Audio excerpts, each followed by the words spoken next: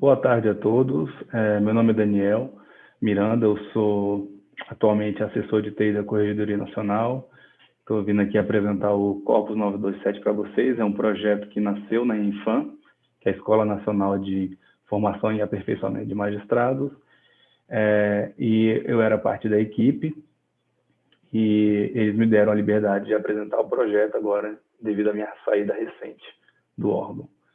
Então, o Corpus é um projeto relativamente novo, ele entrou em produção em junho de 2018, então está aí há poucos anos no ar. Ele procura decisões, procura uma jurisprudência relacionada a algum tópico, a algum artigo de lei.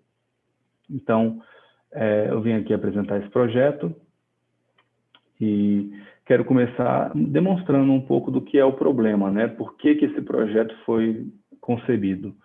O Corpus nasceu a partir da necessidade imposta pelo CPC 2015, que em seu artigo 927, e daí que vem o nome do projeto, ele estabelece os critérios que são necessários para que magistrados, em suas decisões, devem observar, né? Quais são a lista de critérios ou decisões já estabelecidas que devem ser observadas. E lá ele fala sobre o controle de constitucionalidade do STF, fala sobre as súmulas vinculantes, fala sobre toda a matéria de demanda repetitiva, como a repercussão geral do STF e os recursos repetitivos do STJ. Fala também que deve ser observadas as súmulas dos órgãos superiores e até a orientação do plenário e do órgão especial, né, que estejam vinculados. Então, assim que o CPC foi publicado, nós tínhamos, a partir daí, esses critérios, né, que deveriam ser observados, e não tínhamos nenhuma ferramenta que facilitasse essa pesquisa, né? Então, eu precisaria utilizar a pesquisa de cada um dos tribunais, e normalmente são pesquisas distintas para cada um desses tópicos, e acaba demandando tempo, né? Sem falar na segurança jurídica, que era o objetivo, né, que é o objetivo desse artigo, trazer um pouco de segurança jurídica para todos os atores aí do Poder Judiciário, porque onde que eu vou embasar melhor minha decisão, né? Quando eu estou emitindo uma decisão, o que já foi falado nos tribunais superiores sobre ela. Então, esse era um dos principais pontos a serem observados, né, pelo artigo 927. Então, quais são os objetivos do sistema? A primeira delas é reunir em um só local, né, centralizar todas essas decisões vinculantes, todos os critérios que devem ser observados, as orientações, enunciados, listados lá pelo artigo 927 do CPC.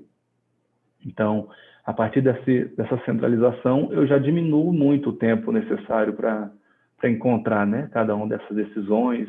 Algumas delas são até tratadas pela equipe dos órgãos, então tem um trabalho ali humano de categorizar, de deixar com a ementa separadinha para cada pessoa, em cada um desses tópicos, né?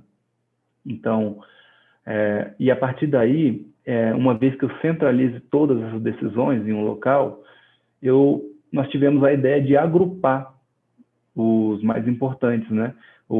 As decisões que mais tenham impacto, a partir de algum critério de semelhança entre os textos das próprias decisões. Então, esse ali é o terceiro item, então agrupar as decisões similares e indicar quais são as possíveis jurisprudências dominantes, né? Porque vamos pegar, por exemplo, o artigo 6 do 6º do Código de Defesa do Consumidor. Existem milhares de decisões que o referenciam, mas dentro delas, desse universo de decisões que referenciam, qual que é a mais importante ou qual é a dominante em determinado momento, né? Então, essa é a parte do sistema que tem um pouco de inteligência artificial, de aprendizado de máquina, que pega todas essas decisões e as agrupa para demonstrar para o usuário quais são os grupos mais relevantes. E outro objetivo do projeto era que conceder o acesso sem que houvesse nenhuma necessidade de cadastro, de, enfim, perder tempo criando conta para acessar. Não, você entra no site pela internet, qualquer browser ou pelo seu celular, e a partir desse momento você já consegue consultar qualquer uma das normas cadastradas. Bom, A partir disso, com essas premissas, o sistema foi lançado, então, em junho de 2018, e a premissa também é que fosse muito simples para os usuários, né?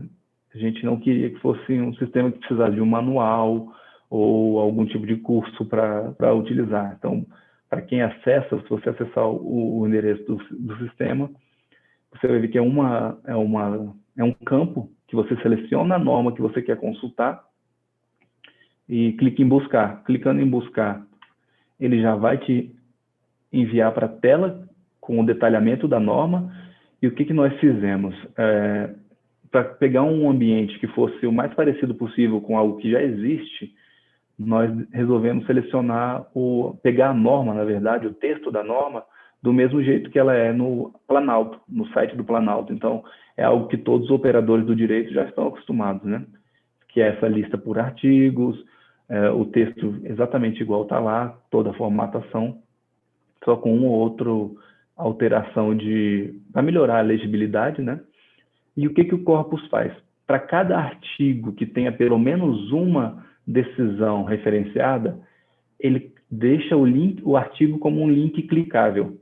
Ao clicar nesse link, vocês vão ver na apresentação, ele vai mostrar todas as categorias listadas pelo artigo 927 do CPC, e ao lado de cada uma das categorias já tem aí as decisões, inclusive com link para eu conseguir ir lá e visitar no site do tribunal que emitiu essa decisão. Então, nós começamos ali pelo controle de constitucionalidade do STF, depois tem as súmulas vinculantes, a repercussão geral, também pode ser uma ou várias, tá, para cada uma das categorias.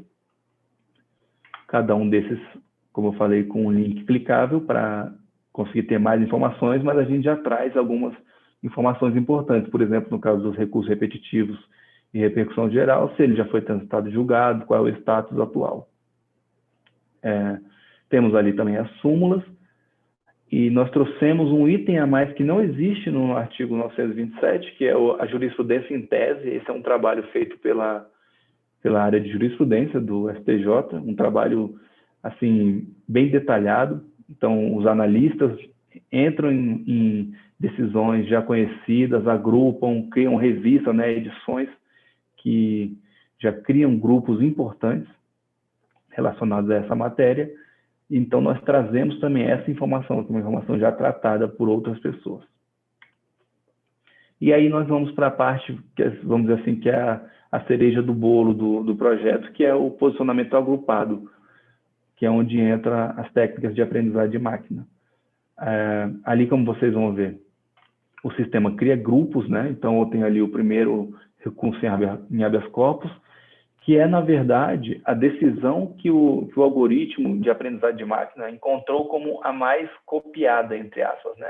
A mais relevante entre todas as outras. Então, o maior grupo escolheu esse como o dominante e ele tem 300 posicionamentos semelhantes.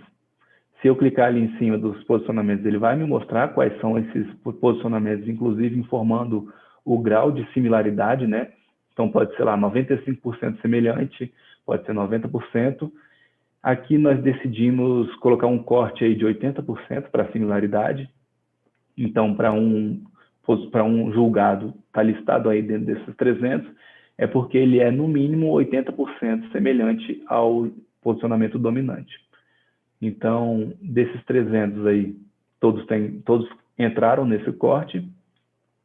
E ali embaixo, vocês vão ver que já existe um outro posicionamento, que também gerou um grupo de decisões, só que dessa vez com 205 posicionamentos semelhantes, que não estão incluídos nesse primeiro grupo, desses outros 300 posicionamentos. Então, essa similaridade é feita através de uma análise do texto, né? Nós criamos que a gente chama de corpus, né? A gente pega todos os textos e compara eles com todos os outros, desde, claro, que tenham se referenciado a esse mesmo artigo, que já foi clicado anteriormente, e esses grupos mostram uma análise aí semântica, né? E do próprio texto em si, em relação à similaridade. Tá, e aí eu vou passar um pouquinho agora para os desafios do projeto, né? Como que a gente conseguiu chegar nesse resultado, o que foi necessário para para que o projeto, apesar de ser simples para o usuário, mas ele tem o que foi necessário por trás dos planos, né? Quais foram os passos e como que a gente conseguiu chegar lá. O primeiro deles é a centralização das jurisprudências. Então, hoje nós temos aí, como vocês vão ver, uma página de consulta para cada tópico relacionado pelo artigo 927 do CPC. Então, eu coloquei ali tanto do STF quanto do STJ.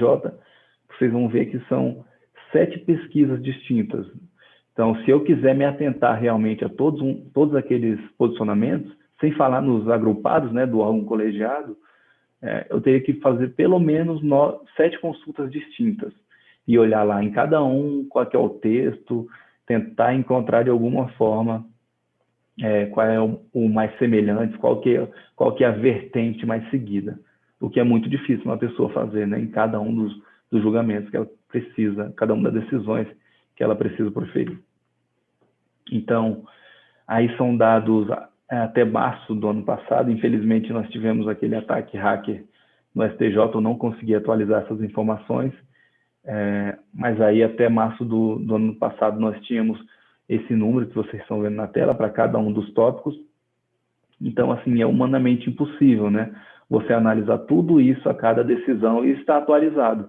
Como é que você vai conseguir todo dia ver o que surgiu de novo, apesar de existirem aqueles sistemas de push, né? Não necessariamente para cada um desses aqui existe.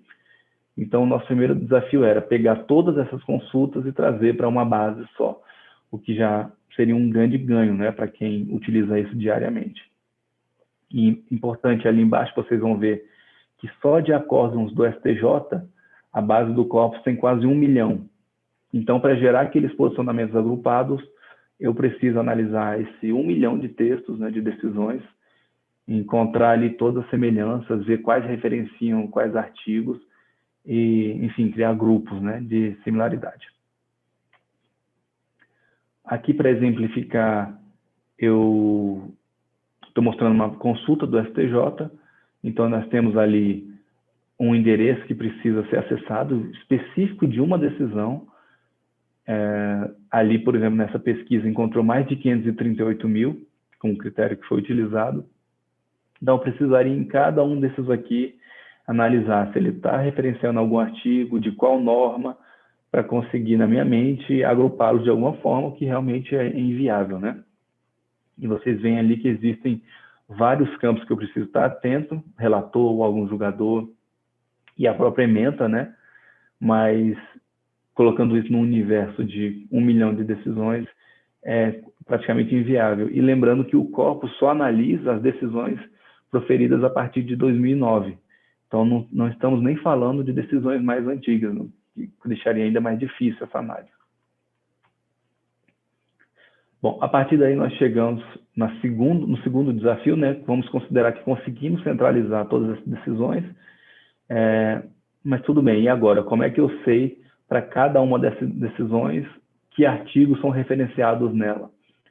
A nossa primeira vertente, nosso primeiro ponto foi tentar usar a análise manual, uma análise que é feita de forma manual pela equipe de jurisprudência do STJ. Então, vocês vão ver essa tela aí, ela mostra como que eles pegam e agrupam, né? Eles fazem uma análise prévia, né? Eles tentam agrupar que eles não conseguem dar vazão a todas as decisões, né? São mais de 5 mil por semana, até onde eu me lembro. Então, eles fazem uma amostragem, e dentro dessa amostragem eles analisam o texto e vão vendo lá quais são as normas referenciadas e os artigos, né? Eles chegam até no nível de parágrafo, inciso, mas o corpus ele para no nível do artigo para que os grupos sejam maiores, né? A gente não desce até o nível de inciso ou uma linha, por exemplo. Então, essa foi a nossa primeira ideia, tentar pegar essa análise que é feita manualmente pela própria equipe de jurisprudência do STJ e usar esse trabalho para agrupar as normas.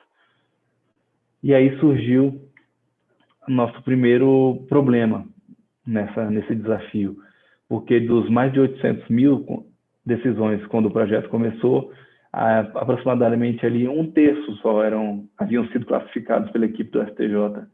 Então, muitos iam ficar de fora, né? O que acabaria gerando grupos que não necessariamente refletissem a realidade. Então, esse desafio requereu o quê? Que a gente tentasse desenvolver, partisse para o desenvolvimento de um algoritmo que, dado um texto jurídico, tentasse me informar quais são os artigos referenciados. Então, se eu passo um texto qualquer, esse algoritmo vai lá, analisa e tenta me retornar, olha, o artigo 5º da norma tal foi referenciada, o artigo 10º da outra norma foi referenciado, e com isso nós conseguimos aumentar e muito, quase para a totalidade ali dos 820 mil, praticamente, decisões que haviam naquele momento, nós conseguimos ali 770 mil aproximadamente. E isso já trouxe muito mais decisões a serem analisadas pelo algoritmo que posteriormente vai analisar a similaridade. Então, hoje, se vocês olharem ali no site do STJ, ele tem a ementa, né? E aí, como é um texto redigido por pessoas, cada pessoa acaba referenciando artigos de uma forma distinta, né? Existem alguns pequenos padrões, mas vai ali para a imaginação da pessoa que está fazendo no momento, né? Então, esse foi um grande desafio para esse algoritmo que vai extrair de forma automatizada. Aqui eu dou alguns exemplos, vou ler alguns aqui. Por exemplo, a pessoa coloca: aplica-se a norma do artigo 174, caput do CTN. Então, nós temos ali uma abreviação de uma norma. Como é que eu vou saber que aquilo se referencia, imagino eu, ao Código de Trânsito, né? Então, como é que eu vou saber que isso se referencia a um código se é uma abreviação? Então, isso também foi uma necessidade do nosso projeto. A gente teve que pegar todas as normas que foram, primeiro, listadas como necessárias, né, no projeto, e depois os usuários enviavam novas normas para a gente, e a gente teve que, para cada uma dessas normas, elencar os maiores, vamos dizer assim, apelidos, né? Quais são as abreviações mais utilizadas para referenciar cada uma dessas normas. Então, nós temos um cadastro dessas quase 200 normas que existem hoje no projeto e suas possíveis abreviações, para que, ao analisar um texto jurídico e encontrar uma dessas abreviações, eu consiga saber qual que é a norma. Então, vocês vão ver ali que existem diversas formas de referenciar. Então, lá embaixo, por exemplo, Código do Processo Civil de 2015, através do artigo 1021. Então, já é uma outra forma. Primeiro veio o código e depois vem a referência, né, aos artigos. Tem também ali, nos termos dos artigos 7º e 8º da Lei de Execução Fiscal, também é uma abreviação. Então, a pessoa pode referenciar 2 ou mais artigos de uma vez. Tem casos que vai 5, enfim, vai de cada usuário. Então, isso foi um desafio muito grande, chegar em critérios que embasassem ou que deixassem um algoritmo com um número pequeno de falsos positivos, né? Que isso também pode ser um entrave para o projeto. Se eu começar a extrair automaticamente, mas vier muita coisa que é falso positivo, os meus agrupamentos, no final da conta, seriam ineficazes. E aí nós passamos para o terceiro desafio, que é o de agrupamento das decisões. Beleza, uma vez que eu consegui consegui encontrar essas referências aos meus artigos, então agora eu sei que existem 15 mil decisões que referenciam o artigo 6º do CDC. Como é que dessas 15 mil eu vou saber quais são as semelhantes entre si? Então é aí que entra essa pergunta: como medir a similaridade dos documentos, né?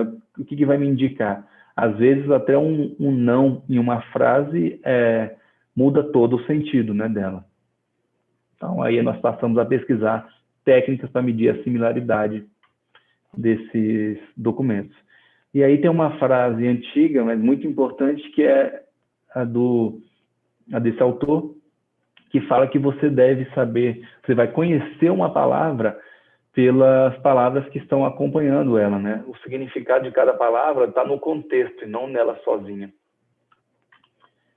Então, ainda nesse sentido de agrupar, como que nós vamos comparar, né, cada decisão com todas as outras que referenciam esse artigo?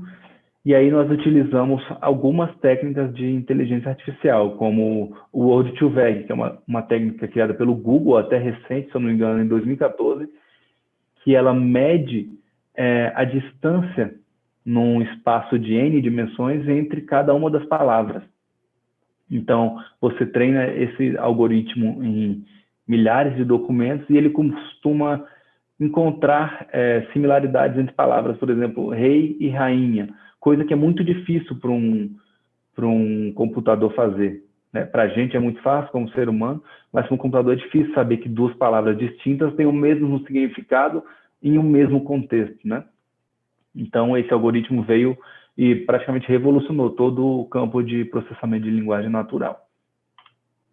Aqui eu estou mostrando uma pequena animação que é um corpus, né, um conjunto de textos que foi treinado com o Word2Vec e ele mostra aí num espaço de três dimensões, a distância entre palavras, né? Quanto mais cada bolinha dessa é uma palavra e quanto mais próximas, maior a sua similaridade no contexto em que foram treinados, né? Então essa é uma forma de visualizar que facilita para as pessoas visualizarem, né, o resultado de um algoritmo desse de treinamento nessa nuvem de palavras. Então essa foi uma das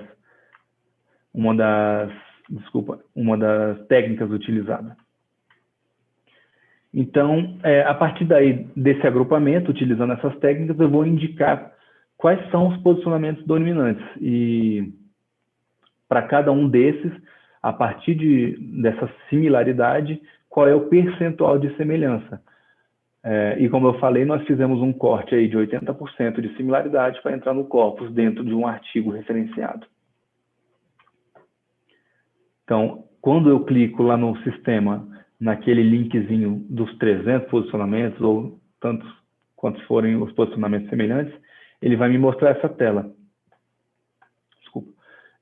Então, essa tela mostra para mim a decisão paradigma, e a partir da decisão paradigma e da ementa que está ali em cima, eu tenho todas as outras semelhantes. Então, eu consigo ali, a partir da data e da ementa, visualizar ali do lado o grau de semelhança. Nesse caso aí dessa tela, eu tenho 96,35% de similaridade com a decisão paradigma, o que indica que provavelmente era um julgamento que foi feito agrupado, né? Aquelas sessões que a pessoa julga vários de uma vez só, e que provavelmente muda a parte, mas as partes, né? Mas o texto, o contexto é o mesmo no caso dessas decisões. Inclusive, testes que nós fizemos para ver se a similaridade que foi apontada pelo algoritmo era realmente algo que deveria estar apontado como semelhante, aí tem a comparação de duas decisões muito parecidas. Em cor diferente, azul e vermelho são as partes que mudam, mas as outras são totalmente iguais. Então, a gente consegue ver que realmente são documentos que têm a sua base muito similar, mudam algumas palavras, alguns pontos, né? Provavelmente com o nome de parte e outras características, mas o contexto é sempre o mesmo. E aí, nessa parte especificamente, existem vários desafios internos, né, para agrupar essa decisão. Aí tem uma animação de uma outra técnica que foi utilizada, que é a LSI. Essa técnica, ela pega ali nessa animação especificamente, cada documento é uma coluna, cada palavra é uma linha. Então, ele vai sendo treinado para conseguir encontrar documentos que usem as mesmas palavras, né, em contextos similares, e começa a criar grupos de documentos. E é aí que o sistema consegue apontar qual que é a similaridade entre cada um desses. Então, para a gente chegar nesse resultado, nós precisamos primeiro, claro, pré-processar o texto, né? Saber que existem palavras que não devem ser consideradas, por exemplo, palavras muito comuns, erros ortográficos também têm que ser retirados do texto, né? Senão acaba criando uma camada a mais, né? Para a gente conseguir comparar a similaridade entre esses textos. Então, Primeiro, como são 1 milhão de documentos, eu tenho que dar uma forma de paralelizar esse processamento, senão ia demorar demais para conseguir atualizar e colocar novas normas conforme os usuários fossem pedindo. Aí, uma vez que eu consiga paralelizar, eu vou tokenizar esses documentos, vou tirar essas palavras irrelevantes, vou criar uma transformação desses documentos em vetores, né, em números, porque o computador não consegue entender direito palavras, a gente tem que transformar isso em números, dar alguma forma de deixar isso computável, né? Eu não pego e não mando uma palavra para o computador, eu transformo essa palavra em alguma coisa que ele consiga entender. E é justamente aí que entram essas técnicas que eu estou citando ali, como o TF-DF, que é basicamente, ele analisa a frequência dos termos inversamente proporcional à sua ocorrência nos documentos. Então, isso me dá um indicador muito forte, porque palavras mais raras, né, que ocorrem menos, acabam tendo um peso muito maior. E aí, documentos que contêm essas palavras provavelmente vão ter o mesmo significado. E a LSI, que é usado por último, para, a partir dessa transformação que eu fiz em cada palavra, virando um número ou uma série de números, ele consegue agrupá-las pela técnica LSI. Bom, esses foram os desafios do projeto, né? Foram muitos, mas a nossa equipe estava motivada, o Dr. Cal trouxe para a gente esse desafio. E aí eu acho que é muito importante frisar, a equipe de 3 pessoas, né, 2 desenvolvedores, eu e o Thiago Vieira, no caso.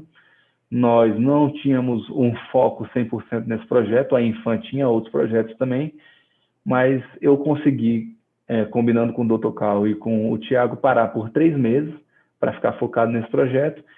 E claro que eu já tinha um treinamento prévio, né, de inteligência artificial e técnicas de aprendizado de máquina, mas o projeto praticamente foi feito em 3 meses, a partir, claro, da disponibilização dos acórdons pela equipe de TI do STJ. Então, eu consegui focar, eles me disponibilizaram essas decisões, a gente conseguiu, em 3 meses, e sem contratação de empresa, sem nada sem nenhum custo, né, a partir apenas do próprio servidor que já está no cargo, a gente conseguiu desenvolver esse projeto. Então, assim, eu acho que é uma prova que uma equipe de TI de um tribunal consegue, nas suas decisões também, criar um projeto parecido com esse, se for o caso. Então, como eu disse, o projeto foi lançado em junho de 2018. Em junho de 2019, nós escolhemos novas estatísticas, né? E isso é o que nos traz muita satisfação, porque o projeto foi muito bem recebido pelos usuários, pelos operadores do direito como um todo. Nós imaginávamos que seria utilizado basicamente por os magistrados, né, e servidores do judiciário, mas, pelo contrário, muita gente que trabalha em assessoria jurídica, em órgãos que não estão ligados diretamente, né, ao Poder Judiciário, tipo procuradorias, promotorias, até advogados usam demais o projeto e mandam sugestões de normas, né? Acho que, na verdade, os advogados e os escritórios são os nossos maiores usuários. Então, eles deram um feedback muito bom, nós não recebemos reclamações do projeto, isso foi, assim, como eu falei, uma satisfação enorme para a gente. A divulgação do projeto foi mínima, se olhar praticamente o que nós tivemos foram algumas notícias no site da Infam e do STJ, mas a divulgação por boca a boca dos próprios usuários transformou em algo assim que só foi crescendo. Então, em junho de 2019, nós medimos os acessos, havia mais de 110 mil acessos únicos, né, usuários únicos que usaram a plataforma, com mais de 650 mil páginas, visualizações de páginas. Eu não consegui atualizar essas informações por causa do ataque que tirou o site do ar, né? Infelizmente, bem próximo agora da apresentação. Mas eu posso afirmar, pelas últimas estatísticas que eu tinha, que basicamente entre 30 e 40 mil usuários por semana utilizam ainda o projeto. Então, assim, foi muito difundido e ainda é muito utilizado pelos operadores do direito. Hoje, há um ano atrás, nós tínhamos ao redor de 150 normas cadastradas, hoje já está ao redor de 200.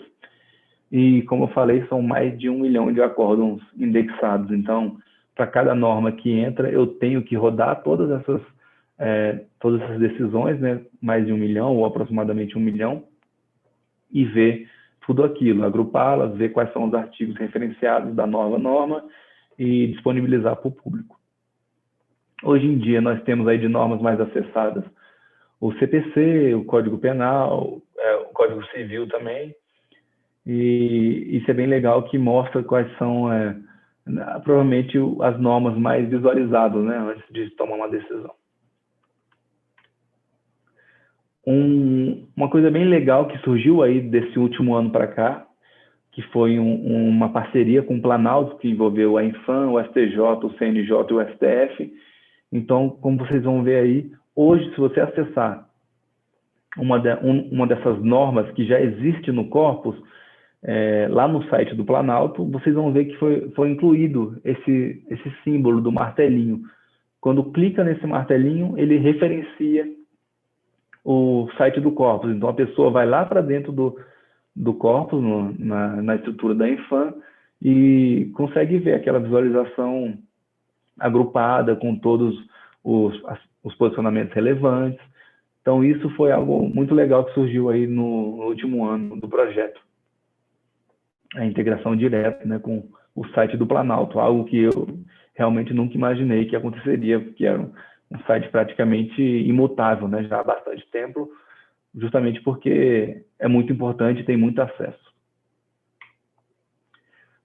Hoje em dia nós temos em andamento um projeto que é integrado ao corpus de análise de qualquer texto ou petição ou documento jurídico. Então, se eu estou lá redigindo alguma coisa e quero encontrar automaticamente os artigos referenciados, eu consigo colocar esse texto, colar, e o sistema automaticamente vai me mostrar quais são os artigos referenciados e já possibilitar que eu clique em cima desse texto e tenha essa mesma visualização que eu tenho no corpus, quando eu ando pelas normas, né? Então, vocês vão ver ali no vídeo, ele colou um texto, agora ele vai ver ali destacado quais são os artigos encontrados e suas normas, né? E ao clicar nesse artigo, eu vou ver a mesma visualização do corpus, indo pela página inicial. Então, facilita bastante para os operadores que analisam petições aí diariamente, né? E criam petições também, conseguir de uma forma que no próprio texto já seja exibida, né? Os artigos relevantes e os julgados também. E é claro que isso é só um arcabouço para que sistemas de processo judicial eletrônico, como o PJE e todos os outros, possam ser integrados ao corpus. Então, conforme a pessoa vai digitando, por exemplo, uma minuta, um texto jurídico qualquer, eu já conseguiria trazer automaticamente os artigos mais referenciados. Bom, então passando agora para os próximos passos, né, do projeto, ideias que a gente já tem há algum tempo e pretende colocar em prática, né? A primeira delas é tentar agrupar também julgados dos outros tribunais superiores, como o STF, né? Hoje só tem o STJ agrupado, então a gente poderia fazer isso com o STF, com o TST. Hoje em dia já tem conversas para que isso aconteça. Outra grande vertente é a identificação e agrupamento de processos semelhantes no tribunal. Então, por exemplo, eu estou fazendo uma decisão no meu tribunal, um desses tribunais superiores, por exemplo. Eu já poderia identificar, dentro da minha própria base de julgados, outras decisões semelhantes e indicar para a pessoa, né? Olha, você está emitindo uma decisão ou está minutando uma decisão que já existe algo muito semelhante e seguiu em tal sentido. Então, isso já pode aprimorar bastante, né, o fluxo de julgamento dentro dos próprios tribunais. Uma outra ideia é automatizar o processo de classificação legislativa.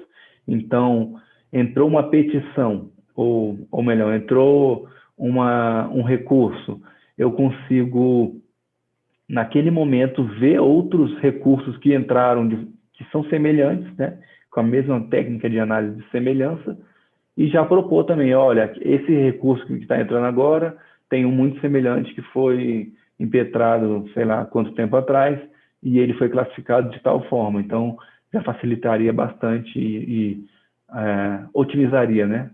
Essa equipe que hoje tem que parar para fazer isso de forma manual. Já existe, inclusive, já existem projetos que estão fazendo isso, na verdade, que eu conheço no STJ, que automatizam, né? E usam técnicas bem similares. Então, como eu falei, a gente pode indicar, através da análise do conteúdo de uma petição, qual é a decisão mais provável ou quais são as características de classificação já utilizada para petições que entraram de forma semelhante. Inclusive, usar isso para juízo de admissibilidade, né? Ver se critérios formais se foram verificados alguma, como é que eu vou dizer, alguma coisa que impeça, né, a entrada daquele recurso por coisa formal, por pressupostos, né, que não foram de fato verificados quando a pessoa mandou aquele recurso. Então, essa também já é um projeto que, se eu não me engano, o STJ está usando. Então, a análise dos pressupostos formais já está em andamento, outros tribunais já estão fazendo. E a outra ideia que a gente tem também é criar um corpus administrativo, né, com decisões do CNJ, talvez alguma coisa do TCU também. Aí isso é só uma ideia que outras pessoas já nos procuraram.